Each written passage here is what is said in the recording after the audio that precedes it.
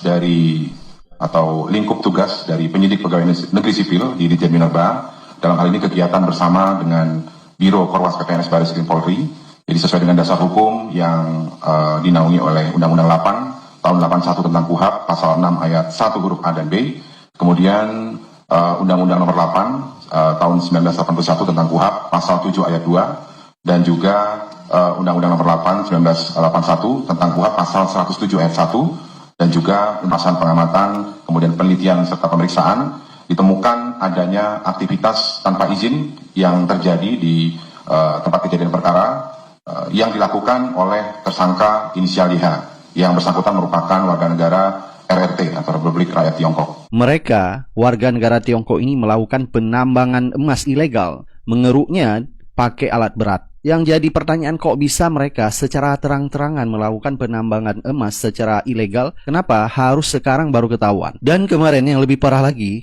40 perusahaan Cina produksi baja ilegal di Indonesia. Pemerintah kecolongan, kata Menteri yaitu Perdagangan Zulkifli Hasan. Enak banget pemerintah mengatakan kecolongan. Kecolongan kok 40 perusahaan Cina lagi. Kalau kecolongan yang dilakukan oleh WNA tidak berbadan hukum, itu wajar, tapi ini 40 perusahaan bisa kecolongan. Nah, ternyata penambang emas ilegal dari warga Tiongkok ini bukan hanya terjadi baru kali ini saja.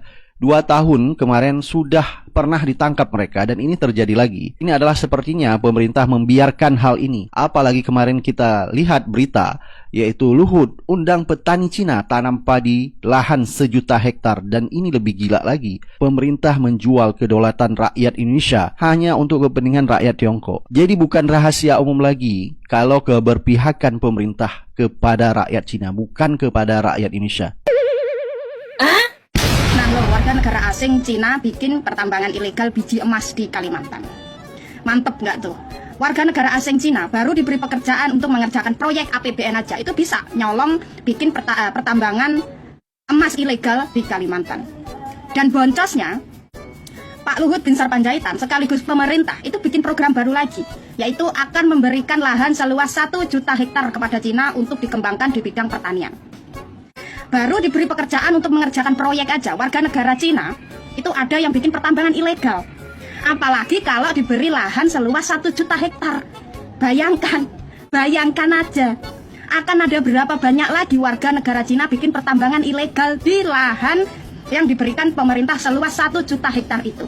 Dengan kejadian ini bukan akhir ya. Kalau sudah ditangkap, ini bukan akhir. Ini bisa disebut adalah awal.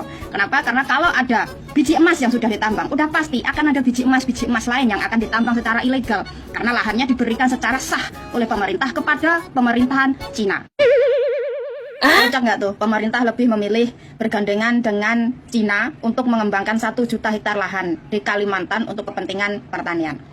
Pemerintah lebih memilih dalam tanda kutip mengimpor petani dari Cina daripada memberdayakan petani lokal. Seharusnya kalau emang niatnya dari awal itu pengen swasembada pangan, bukankah seharusnya pemerintah itu lebih memberdayakan petani lokal? Kalau emang petani lokal kita itu skillnya dianggap tidak sesukses petani Cina, bukankah pemerintah harusnya memfasilitasi petani lokal untuk naik taraf, naik skill, agar sama suksesnya dengan Cina? Tapi ini enggak, pemerintah malah lebih memilih impor petani dari Cina. Padahal warga Kalimantan itu masih banyak petani yang tidak punya kebun atau sawah untuk digarap. Ini malah pemerintah lebih jor-joran memberikan luas lahan 1 juta hektar kepada Cina untuk diolah daripada memberikan lahan kepada rakyatnya sendiri. Dan anehnya, dari 1 juta hektar lahan, pemerintah hanya meminta jatah atau hasil pertanian itu sebesar 4-5 ton saja. Kocak nggak tuh? Padahal normalnya 4-5 ton hasil pertanian itu biasanya bisa didapat dari luas lahan 1 atau 2 hektar. Ini lucunya, dari luas lahan yang diberikan kepada Cina, pemerintah hanya minta jatah 4-5 ton saja, setara dengan 2 hektar lahan. Nah terus ibaratnya, kalau pemerintah memberikan lahan secara bertahap kepada Cina, mulai dari 100 hektar, 200 hektar, sampai total 1 juta hektar, masa iya dari per 100 hektar, negara hanya menerima hasil pertanian setara dengan 2 hektar saja? Lah terus hasil dari 98 hektar semuanya dikirim ke Cina begitu. Pemerintah ikhlas mayoritas hasil pertanian dikirim ke Cina begitu. Hanya karena Cina menjadi mitra pengembangan lahan di Kalimantan. Ini kan lebih nggak masuk akal lagi. Katanya pengembangan lahan di Kalimantan ini untuk swasembada pangan agar tidak impor terlalu banyak. Tapi dari luas lahan tersebut mayoritasnya semuanya dikirim ke Cina. Nah terus swasembadanya dari mana? Kalau mayoritas dari hasil pengembangan lahan di Kalimantan mayoritasnya Cina yang menikmati. Terus Indonesia swasembada pangannya dari mana? Hah? Pemerintah selama ini kepada rakyat itu selalu perhitungan, pelit banget. Tapi kalau kepada asing, jor-joran. Masa kecolongan? Nggak mungkin lah kecolongan. Masa kecolongan sampai 40 pabrik? Kebetulan banget lagi. 40 pabrik Cina. Cina lagi.